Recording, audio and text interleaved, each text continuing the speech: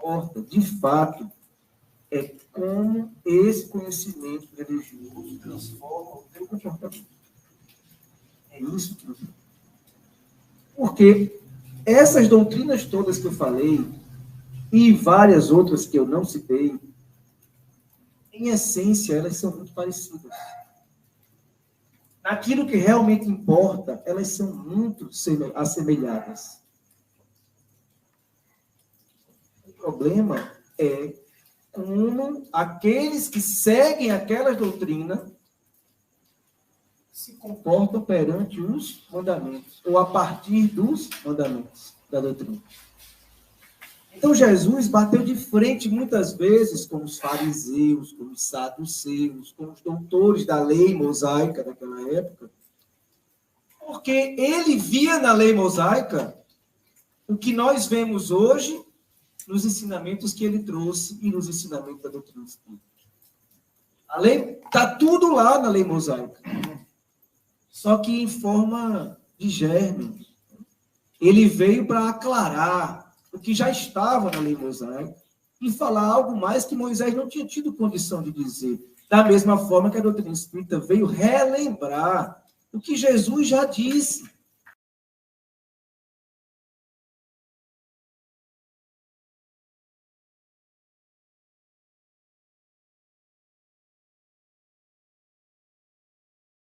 A lei, como esses que tanto conheciam a lei mosaica, mas pouco praticavam ela em sua essência, exatamente para demonstrar que o que importa não é o conhecimento teórico.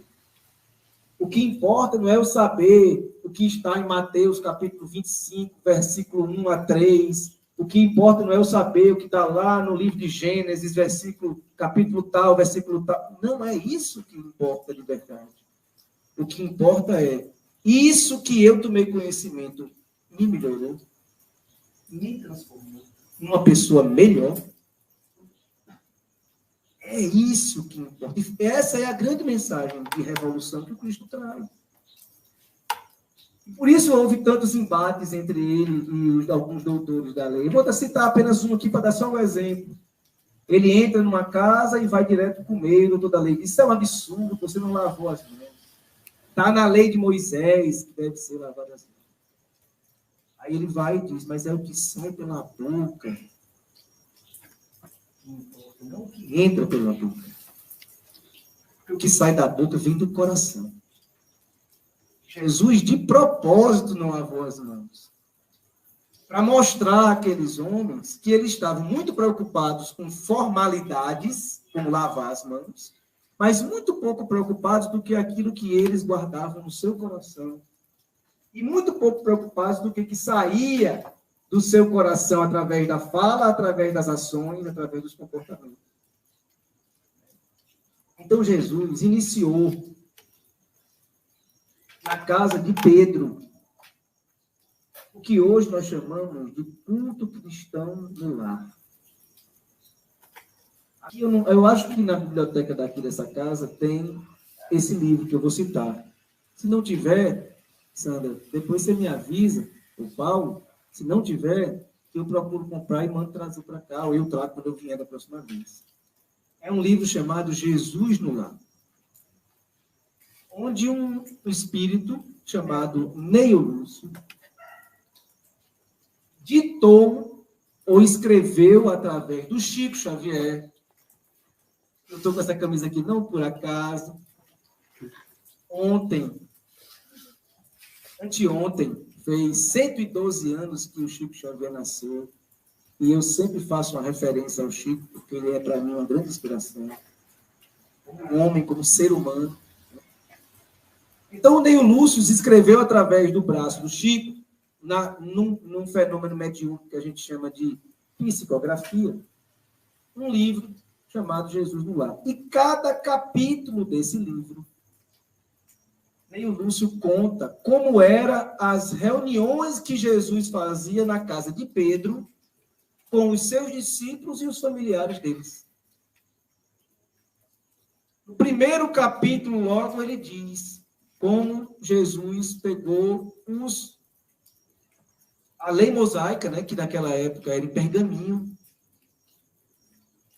desenrolou o pergaminho para ler um trecho da lei mosaica. E nos capítulos seguintes, sempre há a informação de como Jesus gostava de pegar a lei e trazer para a nossa compreensão, mas não uma compreensão apenas mental, uma compreensão do sentimento.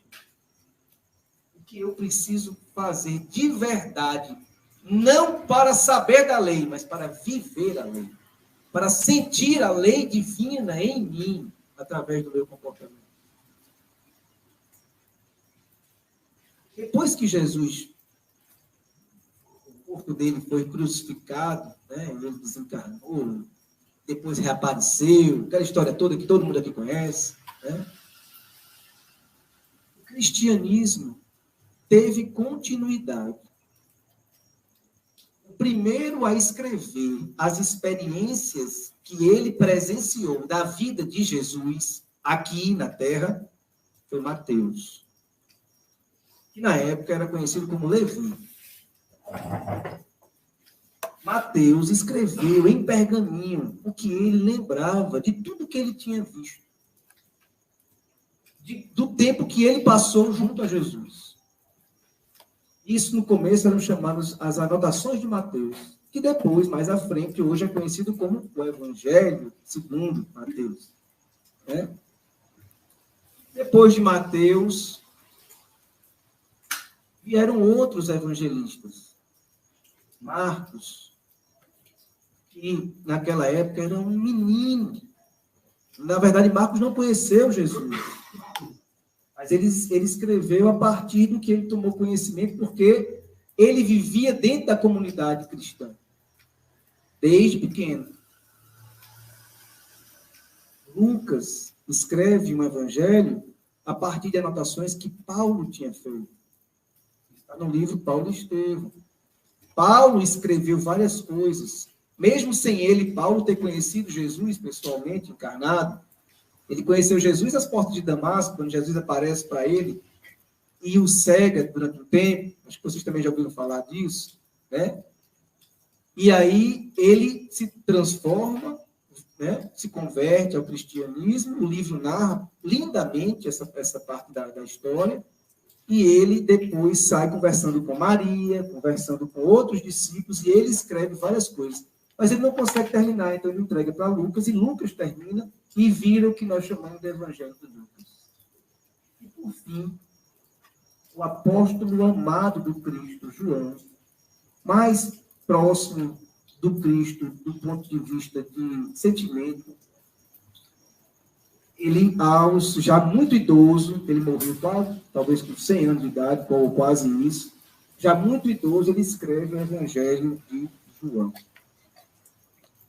Essas quatro anotações, mas principalmente as de Mateus, elas começaram a ser utilizadas nos agrupamentos cristãos que foram surgindo. Primeiro surgiu um agrupamento cristão em Jerusalém, a chamada Casa do Caminho. Na Casa do Caminho, Pedro, Tiago e outros discípulos do Cristo deram continuidade ao trabalho moralizador do Cristo. Inclusive, de forma assistencial, eles recebiam pessoas doentes, recebiam pessoas abandonadas, recebiam pessoas desencantadas, recebiam pessoas que tinham dúvidas sobre o que o Cristo tinha dito, e eles cuidavam dessas pessoas, conversavam com essas pessoas, se reuniam todas as noites para falar sobre o Evangelho de Jesus, sobre os ensinamentos de Jesus. E diz, tanto o livro Paulo e Estevão, quanto um livro, O Amor Jamais Te Esquece, que esse eu acho que eu já vi aqui na biblioteca de vocês. O Amor Jamais Te Esquece.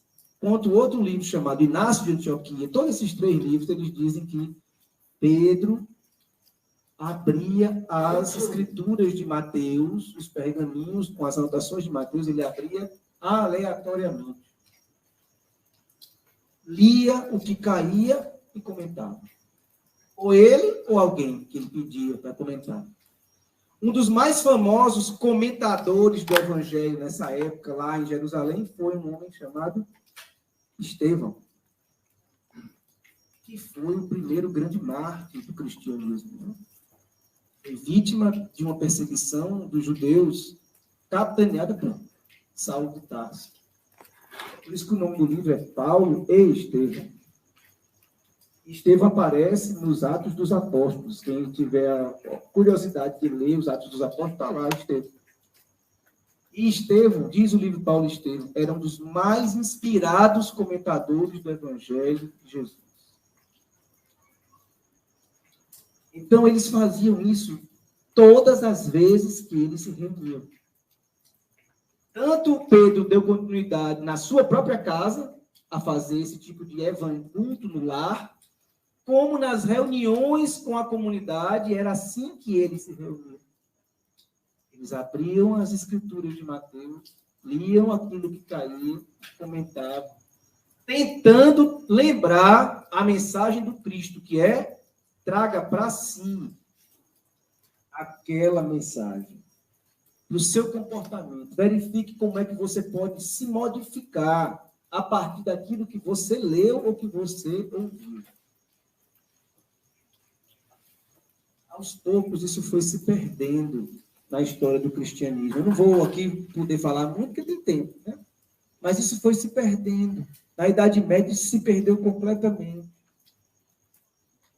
E aqui não vai nenhuma crítica a ninguém, até porque muitos dos que deturparam a forma mais pura de vivência do cristianismo fomos nós mesmos, quando estávamos lá, encarnados, aqueles homens deturpadores da pureza inicial do Cristo. Né?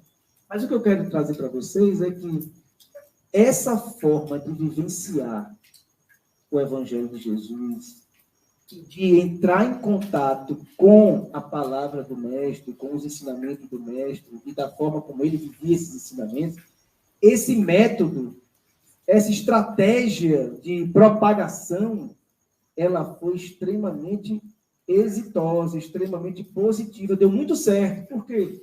Porque o cristianismo se espalhou pelo mundo. E um dos maiores responsáveis por isso foi o Paulo de Tarso, que antes, como Saulo, perseguiu e matou Estevão. Depois ele se transforma, né, e vivencia o Evangelho de Jesus de uma forma magnífica. E onde ele ia fundar uma igreja, ele fundava dessa forma, abrindo as escrituras, lendo aleatoriamente, comentando e trazendo para si o seu comportamento. E ele diz isso, inclusive, em algumas das cartas que ele fez para as igrejas recém-criadas, né? As famosas cartas de Paulo. Exatamente. Né? Então, os homens e mulheres que tomaram conhecimento da vida do Cristo, depois que ele já tinha morrido, eles tomaram conhecimento dessa forma como nós estamos aqui agora, sentados, conversando sobre os ensinamentos de Jesus. E isso era tão forte que homens e mulheres que nunca tinham conhecido, visto, estado com Jesus no mesmo ambiente, porque só ouviram falar do ensinamento dele depois da morte dele, alguns desses homens e dessas mulheres se tomaram de uma fé tão grande que, mesmo perseguidos posteriormente pelos judeus, depois por Roma, depois por outros povos, eles não abaixaram a cabeça. Eles compreenderam de forma tão profunda a mensagem de Jesus e aquilo que Jesus provou, de que a morte não existe, a não ser para o corpo, mas não para o espírito. Eles entenderam de forma tão profunda que eles chegavam a entrar nos circos romanos para serem devorados por feras, cantando. E algumas das pessoas que iam para aqueles circos romanos para vibrar com as feras, comendo a cabeça, os braços, os corpos daqueles cristãos, eles ficaram tão impactados com os cristãos entrando ali, cantando, que eles próprios, alguns deles, tem livros que falam sobre isso, alguns deles fizeram uma reflexão tão profunda de o que é que pode fazer alguém ir para a morte terrível cantando. Eles fizeram essa reflexão de forma tão profunda que eles próprios depois se tornaram cristãos. Até hoje é assim na Arábia e na Coreia. Eles pegam aqui e morrem cantando.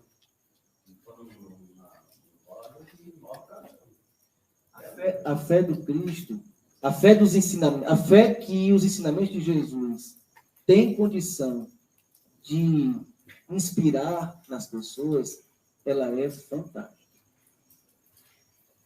Isso se perdeu com o passar do tempo, mas depois vem a doutrina espírita para relembrar o que Jesus trouxe e, como eu disse no começo, de alguma forma lançar luz sobre alguns pontos que naquela época ele não tinha como falar. Porque a população ainda não estava preparada para ouvir coisas sobre o mundo espiritual da forma como a doutrina espírita hoje traz.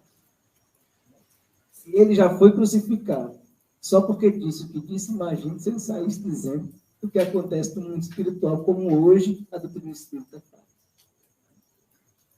Então, a doutrina espírita veio 1.800 anos depois da morte do Cristo, para relembrar o que aconteceu, o que ele disse, e principalmente a vivência dos primeiros cristãos.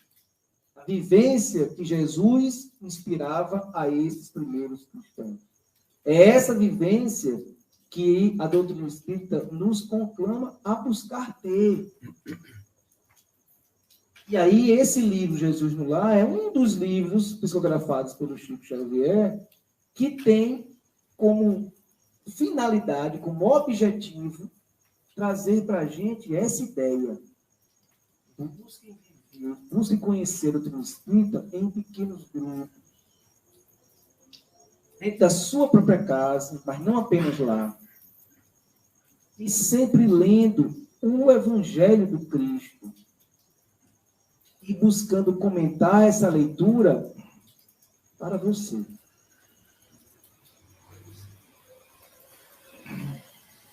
Então, em várias casas espíritas, ressurgiu a ideia do estudo do Evangelho de Jesus dessa forma.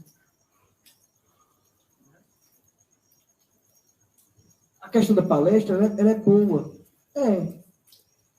Mas eu acho que a palestra o mais beneficiado da palestra é o palestrante, que passa 2 semanas estudando para dar aquela palestra. É o mais beneficiado da palestra. Quando, na verdade, quando a gente faz o estudo do Evangelho, que pode ser através do Evangelho segundo o Espiritismo, pode ser através da Bíblia. Quando a gente faz o estudo do Evangelho, e todos refletem juntos o benefício, eu acho que ele é um benefício mais profundo para todos, de forma coletiva. Foi por isso que eu pedi ao Paulo para nós fazermos hoje esse tipo de estudo. E para mim tanto faz fazer com o Evangelho de Mateus, de Lucas, de Marcos, de João, ou o Evangelho segundo o Espiritismo. Porque eu não sei se vocês sabem, mas o Evangelho segundo o Espiritismo está na introdução dele. Kardec, né, que é o grande codificador da doutrina espírita, ele diz que na Bíblia, no Novo Testamento, esse Novo Testamento você pode dividir em 5 partes. Atos comuns da vida do Cristo, os milagres que Jesus fazia, são 5 partes. Mas tem uma parte, que é a mais importante de todas, que é o ensinamento moral que Jesus trouxe. Então, as passagens evangélicas da Bíblia que foram trazidas para o Evangelho segundo o Espiritismo são todas dessa quinta parte, que é a mais importante, que é o ensinamento moral de Jesus. Ou seja, aquilo que transforma. O que pode me transformar como cristão, o que pode, se eu deixar, se eu permitir, se eu me esforçar para isso, o que pode me transformar é o ensinamento moral que Jesus trouxe. E por isso que eu disse lá no início, que, em essência, todas as doutrinas são assemelhadas, porque o ensino moral é um só. O ensino moral é fazer o bem, é amar. O ensino moral é perdoar. O ensino moral é buscar se melhorar. O ensino moral é isso. Isso está em todo lugar. Então, no meu evangelho do lar, que eu faço todo domingo na minha casa, eu vou fazer hoje às 8h30 da noite.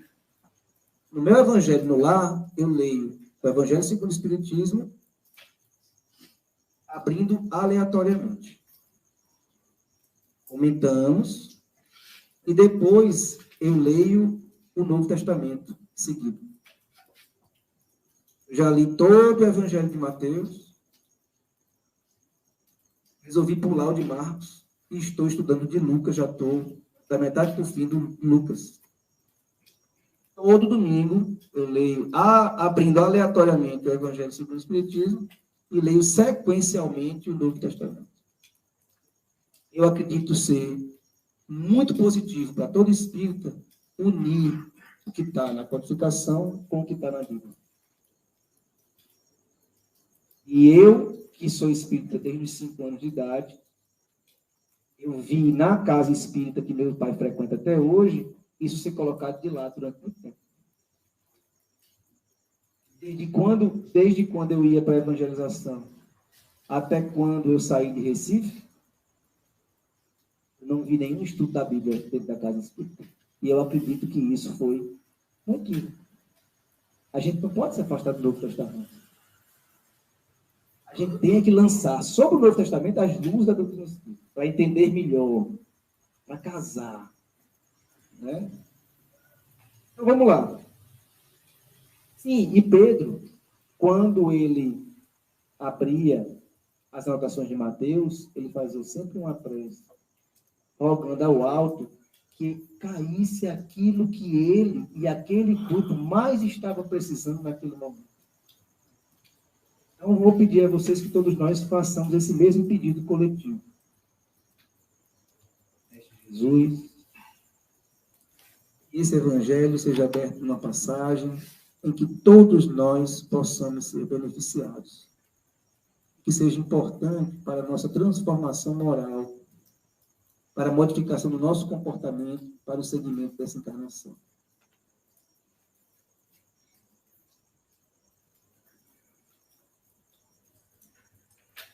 Capítulo 25, buscai e achareis. Ajuda-te e o céu te ajudará.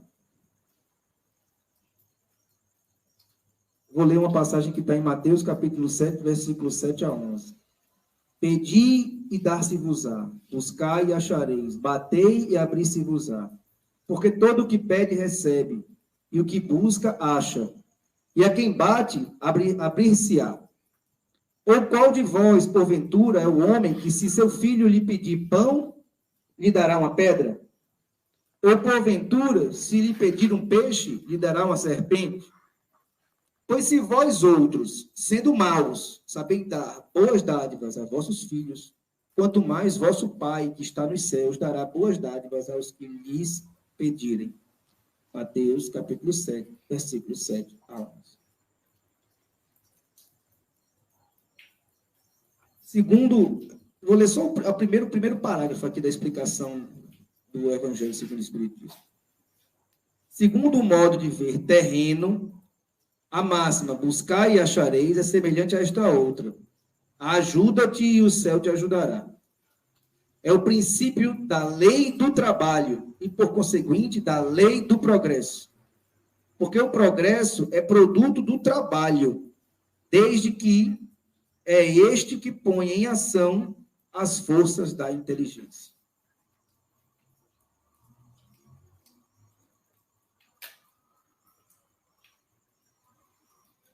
O primeiro livro da codificação espírita é o Livro dos Espíritos.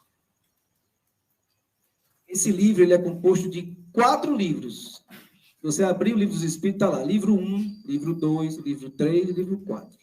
O livro 3 é as leis morais. O Evangelho segundo o Espiritismo é o livro dentro da codificação espírita que aprofunda as leis morais. Por isso que ele traz apenas o ensino moral de Jesus. Uma das leis morais é a lei do trabalho. Lá na lei do trabalho está dito o seguinte: ser caridoso, fazer caridade, não é apenas fazer o bem. Fazer a caridade é ser útil. Essa resposta que os Espíritos deram é uma resposta, para mim, muito interessante. Quando eu sou útil, eu faço a caridade. E a caridade nada mais é do que o amor em ação. Quando eu sou útil, eu sou amoroso. Quando eu me coloco de uma forma nessa vida em que o meu comportamento, a minha ação, a minha fala é útil a alguém, eu, com essa forma de ser, estou me transformando numa pessoa melhor. Nós precisamos buscar ser úteis em nossa caminhada. Às vezes, nós só podemos ser úteis a nós mesmos, já é muita coisa. Já é muita coisa. Porque o mal que aflige a muitos homens e mulheres da nossa comunidade é se prejudicarem com o seu próprio comportamento e com as suas próprias escolhas. Aí está a diferença entre autoamor e egoísmo. Egoísmo é quando eu faço algo pensando só em mim. E se lasque o resto. Autoamor é quando eu faço algo pensando em mim, sim, porque eu preciso me amar. Mas tendo cuidado de não prejudicar ninguém. Eu devo buscar, em primeiro lugar, ser útil a mim mesmo. Isso chama-se autoamor. Eu não falei que quando eu sou útil, eu sou amoroso? Se eu for útil a mim, eu estou agindo com um auto-amor. E a gente busca ser útil a gente mesmo, gente, se conhecendo melhor. É o que na doutrina espírita e em várias outras filosofias e doutrinas, não apenas na espírita, mas é o que nós chamamos de autoconhecimento. Quando eu me autoconheço, eu entendo por que eu erro. Por que eu fico com raiva quando meus filhos agem daquela forma? Por que é que eu minto? Por que é que eu escondo alguns comportamentos meus das outras pessoas? Porque, veja, saber que eu minto, saber que eu escondo, saber que eu fico com raiva, isso é fácil. Preciso procurar a causa. Por que é que eu ajo assim? É medo? É vontade de agradar?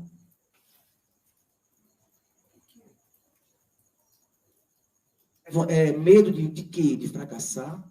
De não ser aceito? O que é? Eu preciso buscar essas respostas, gente.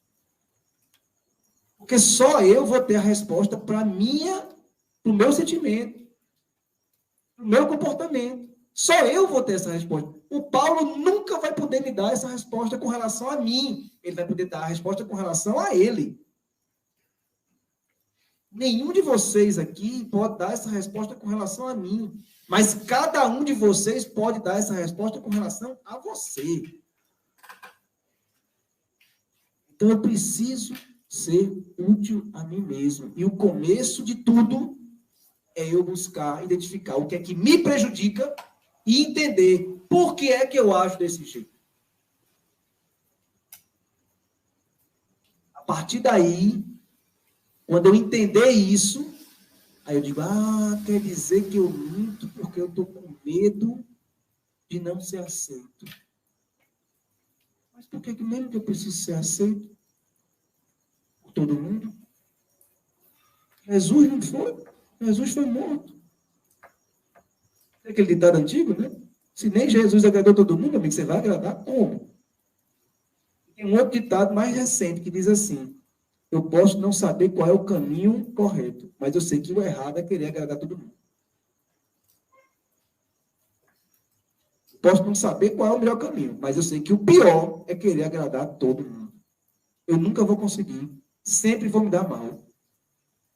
Sempre.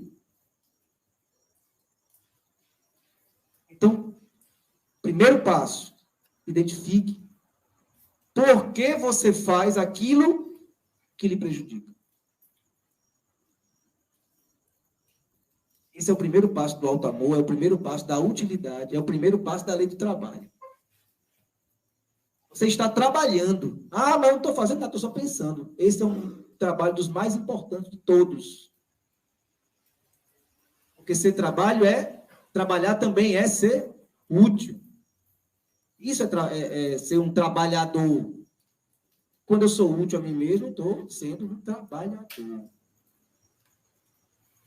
Ah, mas eu não ganho dinheiro porque estou fazendo autoconhecimento. Mas você ganha uma riqueza muito maior. Você ganha a capacidade de mudar o seu comportamento. E mudando o seu comportamento, aí você pode ter um bocado de dinheiro. Não necessariamente esse dinheiro daqui desse mundo. Mas você pode ganhar o dinheiro que permitirá você ser feliz. A moeda que lhe permitirá ser feliz. A consciência tranquila. A ação correta. Então, voltando.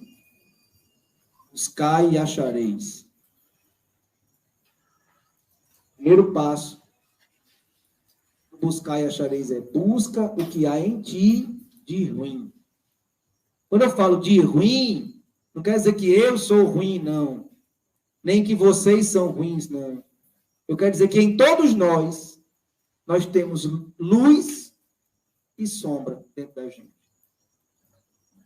A gente tem coisas boas e coisas que ainda não são boas. Que não são boas ainda. Busca dentro de ti aquilo que tu fazes. Né? Busca dentro de ti aquilo que tu fazes. E que te faz mal. E procura entender porque tu está repetindo isso. Busca e acharás. Achando, tu te transformarás. Para buscar e achar, tá aqui, ó. Buscar e achareis, batei e abrir-se-vos-á. A busca, ela tem que ser uma busca que muitas vezes vai demandar esforço. Por isso que vem Jesus dizendo assim, ó, busca e acharás. Batei e abrir-se-vos-á. Ou seja, tu precisa ter atitude. Tu precisa ir atrás. Tu precisa sair da inércia. Nós todos precisamos nos movimentar se nós quisermos melhorar. Vamos atrás, vamos buscar, vamos bater nas portas onde estão as respostas. E essas portas se abrirão para a gente. Elas se abrirão para a gente. Quanto mais eu pensar sobre aquilo que eu faço que não me faz bem, e por que eu faço isso, quanto mais eu identificar isso, quanto mais eu pensar em como eu não devo mais repetir aquilo que me faz mal, mais fácil vai ser para mim não repetir. Mais fácil vai ser para mim transformar o meu comportamento. Mais fácil vai ser para mim caminhar em outra direção. A porta se abriu. Batei e abri-se-vos-á. Porque todo que pede, recebe. É a passagem da Bíblia, de Mateus. Porque todo aquele que pede, recebe. Aí tem gente que lê isso aqui e diz assim, mas eu estou orando há tanto tempo e Deus não me deu nenhuma resposta. Não me deu nenhum sinal. Eu não recebi nada. Eu estou pedindo. E Deus não me deu nenhuma resposta. Ele deu. Sabe o que ele disse? Ele disse, não.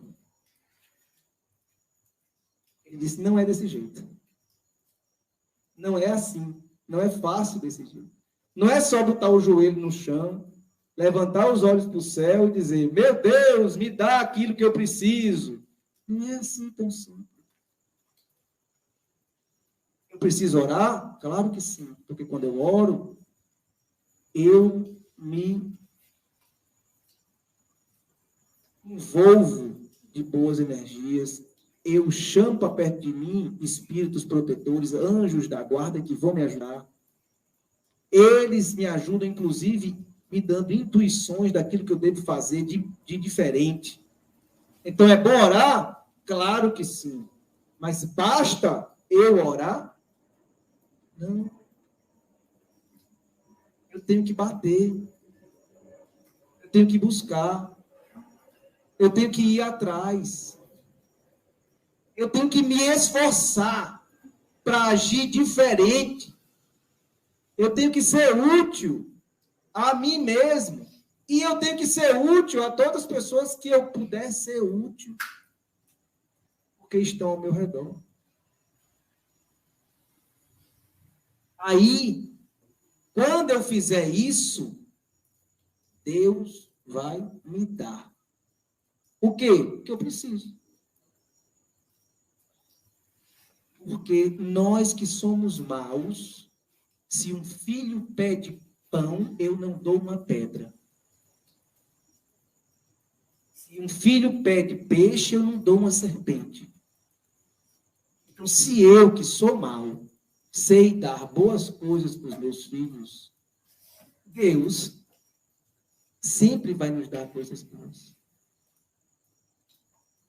Só que ele só vai permitir que essas coisas aconteçam na vida da gente quando ele perceber que a gente está fazendo a nossa parte. Deus, o que ele faz por nós é o que todo pai consciente faz pelo filho. Ele dá oportunidade, ele dá orientação, ele dá as condições para o filho seguir bem. Mas quem anda é o filho. Quando eu era mais novo e não gostava muito de estudar, meu pai me dizia uma coisa que eu nunca mais esqueci. Ele dizia assim, eu posso lhe obrigar a ficar sentado, olhando para um livro que está aberto na página que você precisa ler. Eu não tenho como lhe obrigar a ler. Você só vai ler se você quiser. Então, a minha parte, dizia meu pai, eu vou fazer. Se você não fizer a sua, o problema é seu. Depois você vai lidar com as consequências. Você vai ser reprovado e vai lidar com as consequências. O problema é seu, porque eu vou ter a consciência tranquila de que fiz a minha parte. Deus age assim. Ele nos dá as condições, ele nos dá as orientações, ele nos dá as oportunidades, ele nos renova essas oportunidades quantas vezes a gente precisar, mas ele não vai andar por nossas pernas. Ele não vai ler o livro que quem tem que ler sou eu.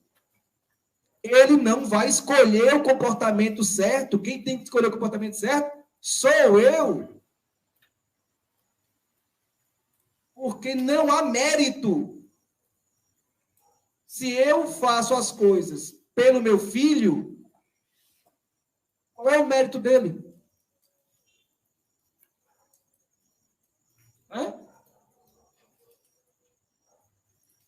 Meu filho, uma vez, estava comigo no carro, e eu comprei uma cesta básica, estava no carro a cesta básica, a gente viu uma pessoa passando fome na rua, a gente parou e deu a cesta básica para a pessoa.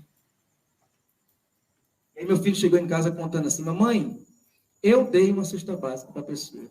Aí eu chamei ele e disse, não foi você. Você me ajudou a entregar a cesta que eu comprei. Quando você tiver condições, eu espero que você separe uma parte do seu dinheiro para poder compartilhar com aqueles que não têm.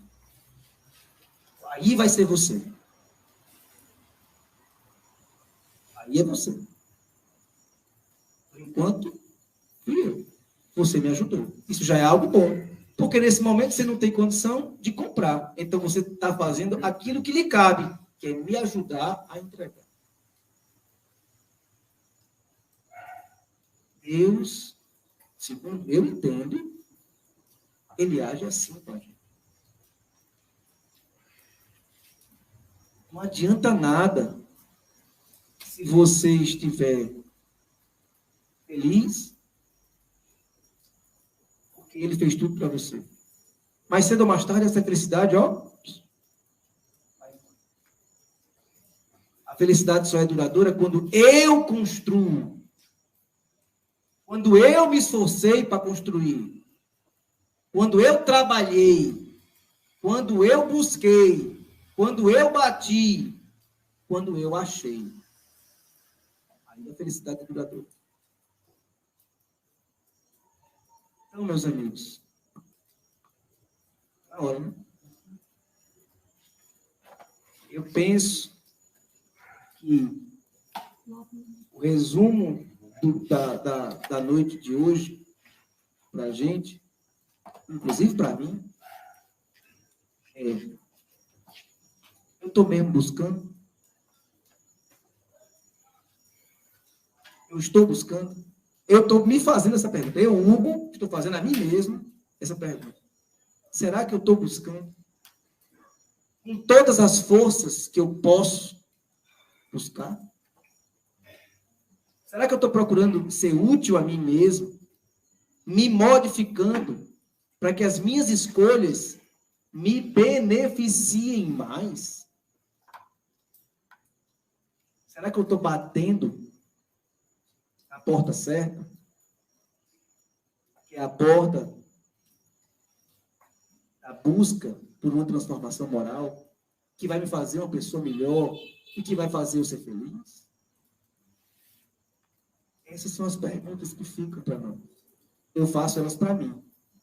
Cada um, eu sugiro que faça para si próprio. Como eu posso ser mais útil a mim mesmo? Como eu posso ser mais útil aos que estão ao meu redor?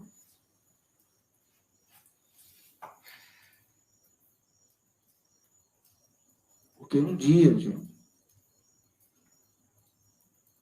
depois que nós estivermos realmente nos esforçando, realmente buscando, realmente batendo e realmente achando, e a porta se abrindo, e a gente seguindo adiante e nos melhorando, quando a gente fizer isso, eu não tenho nenhuma dúvida, nenhuma. A gente vai olhar para trás e vai agradecer a Deus pelos momentos em que a gente pediu e ele disse não. Não vou dar agora, porque você ainda não está fazendo o que precisa fazer. Aí lá, quando eu estiver lá na frente, eu vou olhar para trás e vou dizer, meu Deus, muito obrigado por não ter me dado naquela época. Porque foi porque você não me deu que eu entendi que eu precisava me esforçar. Que eu entendi que eu precisava me melhorar. Andar no caminho certo. E é por isso que eu cheguei aqui. Eu vou pensar isso quando eu estiver lá. Tenho certeza disso. Só que eu sei que ainda falta muito para chegar. Obrigado a todos vocês, viu, meus queridos? Um grande beijo para todos.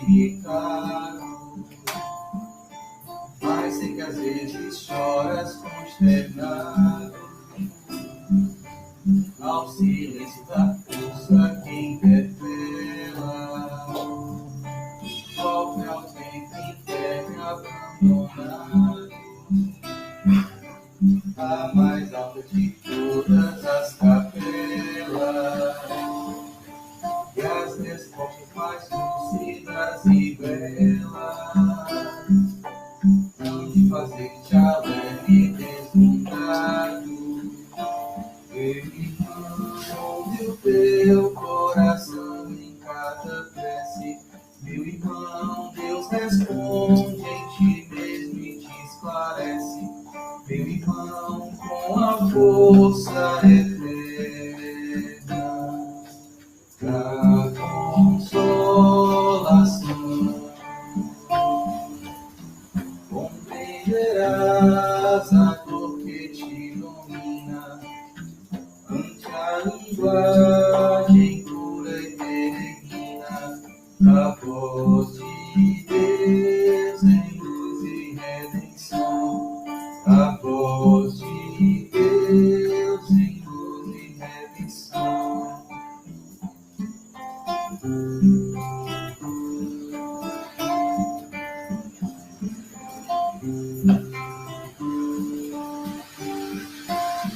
Compreenderás a dor que te domina ante a linguagem pura e peregrina da voz de Deus em luz e redenção, da voz de Deus em luz e redenção. Laia, laia, laia, laia.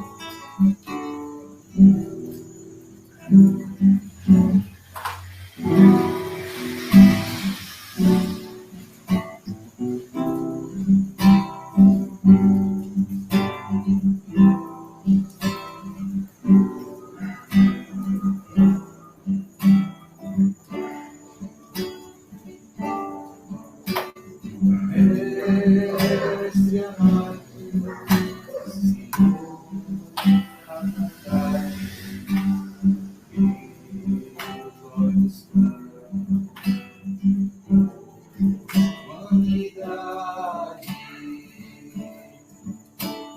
mas sempre estamos muito apressados, não temos feito a caridade. Precisamos compreender de vez que o nosso próximo é este que está nas ruas das calçadas sem um abrigo e fazer chegar o alimento da vida, ouvir a alma para o remédio, a luz do Evangelho de Jesus.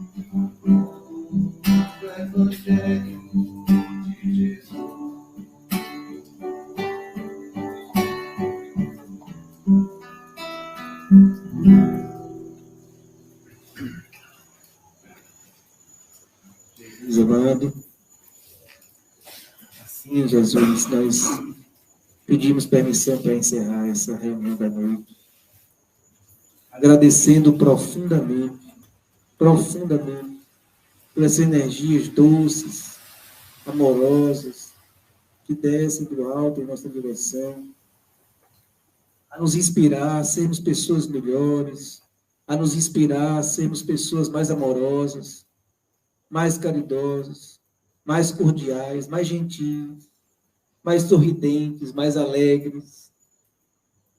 Porque a tua boa nova, a tua boa notícia, como toda boa notícia, tem que nos trazer alegria no coração. Obrigado, mestre querido, por tudo e por essa casa. Que ela se mantenha viva, forte, firme, por muitos e muitos anos, sendo útil aos seus propósitos, e que aqueles que aqui se encontram e aqui vierem a se encontrar, saiam daqui inspirados a serem também, cada dia mais, úteis a si mesmos e a quem estiver pelo seu caminho. Que assim seja. Muito obrigado.